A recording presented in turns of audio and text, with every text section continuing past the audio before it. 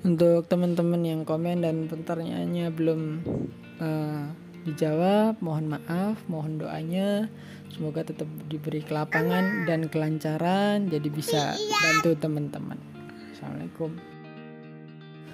Assalamualaikum warahmatullahi wabarakatuh. Selamat pagi teman-teman. Kita lanjutkan pertanyaan selanjutnya. Dok, saya patah tulang tibia fibula. Jadi tibia fibula itu tulang betis ya, sama tulang kering.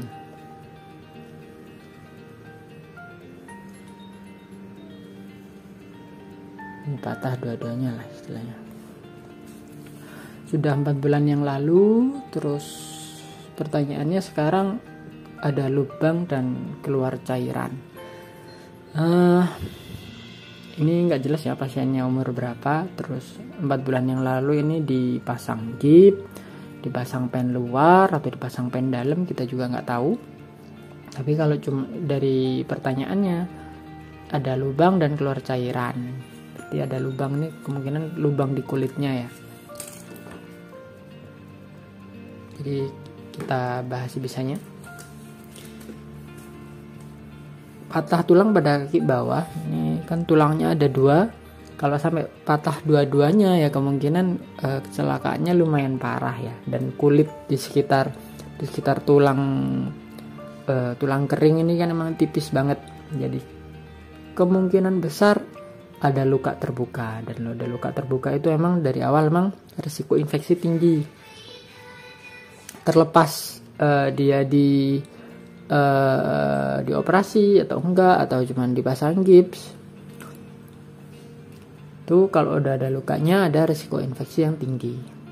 Terus masalah tindakannya, misalkan awal ya, kalau ada luka harus dicuci bersih, harus dikasih antibiotik.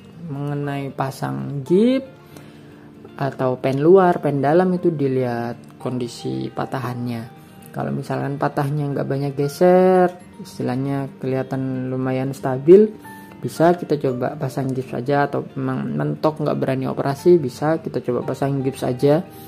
Tapi tetap ada risiko gipsnya itu dapat seminggu 2 minggu longgar, tulangnya bisa geser, bisa. Makanya kalau pasang gips harus kontrol yang rutin, foto ronsen tiap seminggu 2 minggu. Kalau kelihatan geser harus dipasang gips ulang. Atau kalau kena air gipsnya biasanya dia rusak, harus dipasang gips ulang. Tujuannya untuk mempertahankan kondisi tulangnya. Lalu mengenai pen luar atau pen dalam, jadi pen dalam itu yang dipasang di dalam, terus dipasang ada skrunya ya. Ini pen dalam. Kalau pen luar itu dia ada kayaknya istilahnya sunscrew itu kayak tiang-tiang gini, terus ada tiangnya di luar. Ini namanya pen luar. Yang membedakan kita pasang pen luar atau pen dalam adalah kalau risiko infeksi tinggi kita lebih aman pasang pen luar.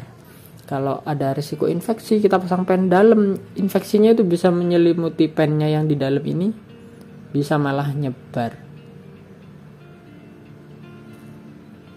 Dan kalau misalkan udah dipasang pen dalam terus jadi infeksi, ya terpaksa harus dicopot, terus diganti pen luar.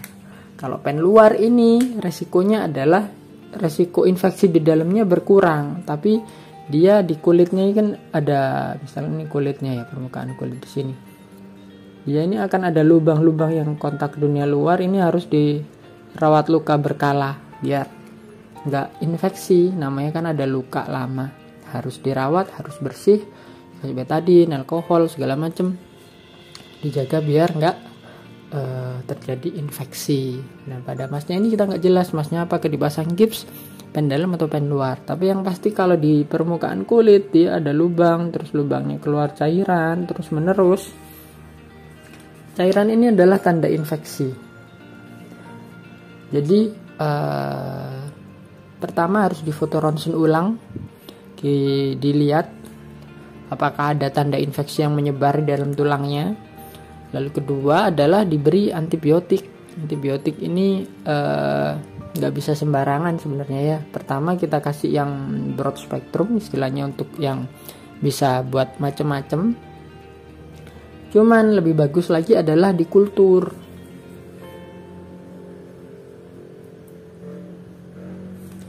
Tujuannya kultur nanti adalah kultur itu diambil sebagian cairannya atau jaringannya, terus ditumbuhkan di media kuman. Jadi nanti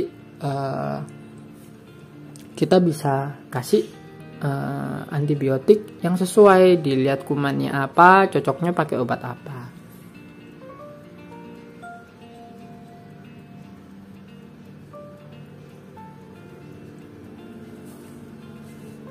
Gitu ya. Jadi kalau misalnya antibiotiknya nggak sesuai ya nggak mempan istilahnya, nggak cocok obatnya istilahnya. Bisa jadi kumannya jenis apa, antibiotiknya jenis apa, nggak sesuai, malah nggak mati-mati kumannya, minum obat terus-terusan tetap nggak mati ya karena nggak sesuai. Itu pentingnya kultur untuk melihat antibiotik yang sesuai. Kadang dengan antibiotik saja nggak cukup, harus kalau infeksinya parah harus dilakukan operasi pembersihan. Jadi dibuka sampai dalam, istilahnya jaringan-jaringan yang terinfeksi itu dibersihkan, tulang-tulang yang terinfeksi dibersihkan.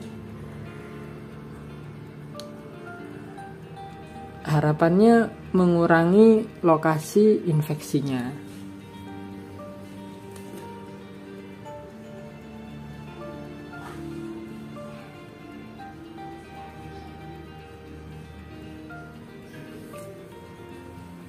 Itu ya. Jadi kadang antibiotik saja nggak cukup, jadi kita perlu operasi pembersihan.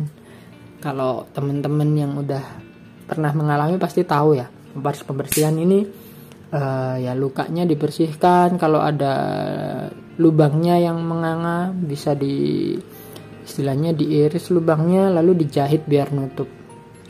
Dan kadang perlu operasi yang lebih dari sekali istilahnya, karena ini sudah kasus yang rumit kalau misalkan sudah sampai keluar infeksinya yang sampai bertahun-tahun gitu.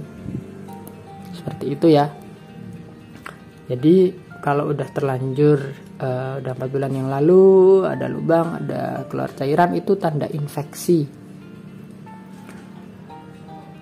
Jadi tata laksananya adalah dilakukan pemberian antibiotik dan dibersihkan, rawat luka yang rutin, dikasih antibiotik yang sesuai kultur, dan kalau perlu dilakukan operasi pembersihan. Secara umum seperti itu. Semoga bermanfaat. Sampai ketemu lain hari. Assalamualaikum warahmatullahi wabarakatuh.